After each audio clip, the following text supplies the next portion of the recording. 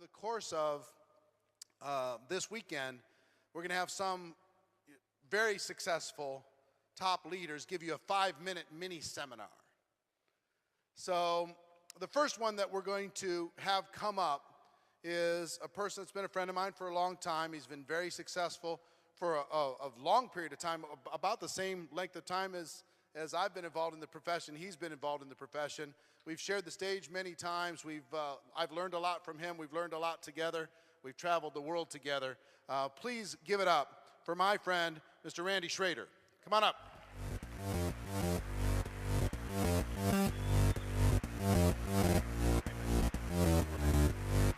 Everyone, thank you very much. And Mr. Worre, thank you.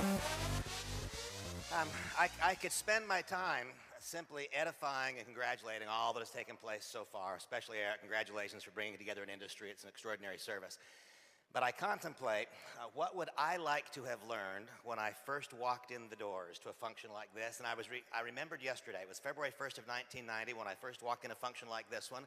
And when I walked in, something intangible that could not be measured happened. My spirits were lifted. How did that occur? It occurred because I walked into a room full of people who were not competing one with another, to a room full of people whose mutual success is what created the success of all.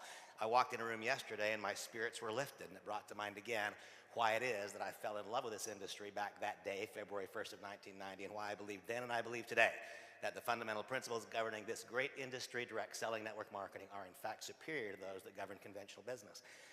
Now, I contemplate what would I like my newest member to know? What would I like any of you to know if you're new, or if you're struggling, or if you're like me, you're neither new nor struggling, but want to recall what about this is so tremendous?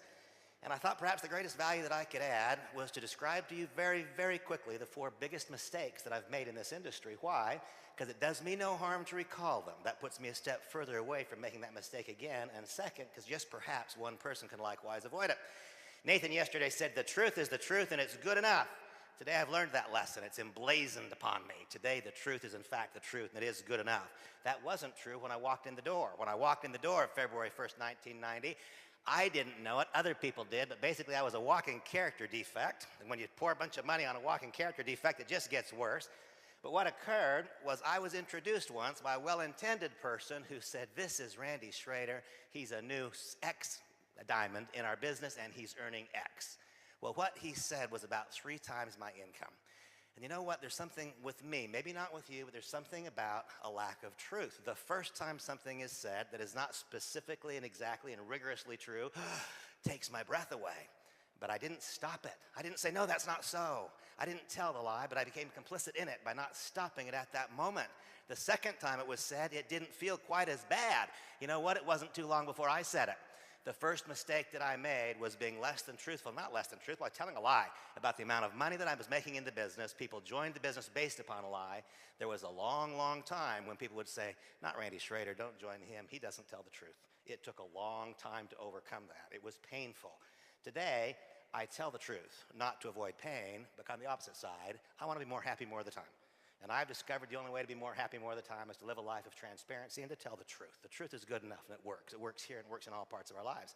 The second big mistake, we're not to mention names of our current company, so I won't, but I became a new skin distributor in February of 1990. And I brought people into the business and I told them, do this with me. Together we can generate an income that lasts the rest of our lives. Permanent income, I said. You know what? Permanent income requires permanent commitment. The truth is, Nu Skin was doing $300 million when I joined them. Today, they're doing a lot more than that. Nu Skin was right. I was wrong. I left. Permanent income requires permanent income. Permanent income requires permanent commitment. I should be a Nu Skin distributor today. That's where I started. I told you, if you join me, we together can build a business that lasts forever. When I got angry, when my ego got upset, I chose to leave. And then I went to those very people who joined me. I said, do you want to do it with me? And if they said no, I went right down the line of them and I tore their business apart. The exact contrary opposite of what a leader is and should be, but Ivan, that's not the first time or the only time that's happened in this industry, is it? There are no new mistakes. There are new people making old mistakes and old people making old mistakes. Once again, I speak to me and I let you listen. I'd like to avoid ever making those mistakes again. Permanent income requires permanent commitment. I today believe that my role as a leader is very simply this. To the extent that my company is paying checks, if they're paying checks and shipping products that are good products and checks are being computed correctly, my role as a leader is to help the company overcome whatever moment of travail may come. My role is to honor the relationships, those people who join me. Permanent income requires permanent commitment. The next one, man, this is a painful one for me to talk about. It's the most personal of the bunch. There is power in the stage. When I became a distributor in this industry in February of 1990, I was married. There is power in the stage. Once again, I was a walking character defect, and what I discovered was that from up here on the stage, I could, if I chose, I could pick the woman out there who was as sick as me, and it didn't matter if she was married, if I was or not, we could find our way to the bar and someplace else that night. And it happened again and again and again for a long, long time. You know what? We can't get the right outcome by doing the wrong thing. We just can't. I heard other people talk about integrity and talk about morals, building a business that lasts, that stands the test of time. That demands that we conduct ourselves a certain way. That demands that I conduct myself a certain way. I abused the power of the stage, and I engaged in relationships that were completely wrong for a long time.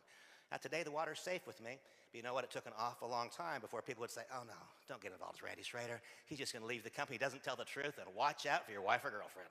That's the truth. You know, that went on for a long time. Those are hard lessons. It took a long time for me to overcome them. And then the last one was likewise a huge challenge for me, and that was the recognition that I've got to get this mic out of my hand, Eric. I've got to pass the baton of leadership to somebody else. You know, for so long, ego ruled the day, and I talk about transferring the baton of knowledge and leadership to somebody else, but subtly and without my even knowing, I was repressing the growth of others because it was so important to me to retain this position. In fact, I created a training program once called Recruit, Recruit, Recruit, the only sure way to success. Today, a more mature view, I think, is this: recruit, train, retain, and then fully transfer the baton of knowledge and leadership to someone else. I think the greatest measure of success in our industry is that if I'm not working, nobody knows, because the baton of leadership has been totally, completely, and absolutely transferred to another. My time is spent. I have to do this. I believe all the way to the center of my being this is a good thing and that we should all do it, and I want to prove that to you. How many of you have had a positive product experience with your company? If you had a positive product experience, stand up, please. Had positive product experience? How many of you have had any income experience at all with your company? Raise your hand again. How many of you have developed a new skill or have perhaps confronted a character flaw and taken it to a point of neutrality, maybe even moving a past flaw to a point of strength? Have you done that? Have any of you developed new relationship skills? Have any of you become less lonely? Have any of you, in fact, discovered that you're more happy more of the time? Has that occurred for any of you? That's occurred for me. That's why I love the industry. My favorite scripture is in the book of Hebrews. It talks about the great hall of faith and all the Old Testament prophets and all the things that they experienced. And then the beginning of the next chapter says, stay standing, please. Stay standing.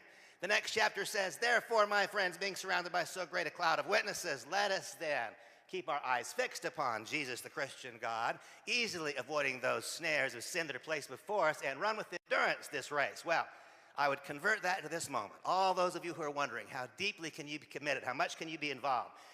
This is your cloud of witnesses in this extraordinary industry we call direct selling or network marketing. Therefore, my friends, being surrounded by so great a cloud of witnesses, let us run with endurance the race was set before us, easily avoiding those snares of discouragement, of despair, of I can't, trading them to I will, keeping our eyes fixed upon God however you see God, and run this race all the way to the very end. And know this: if you don't know you can, I know you can. To the very center of my being, I know there is within you a spark of the divine. When fully harvested, there's nothing that can stop you. God bless you all. Very best.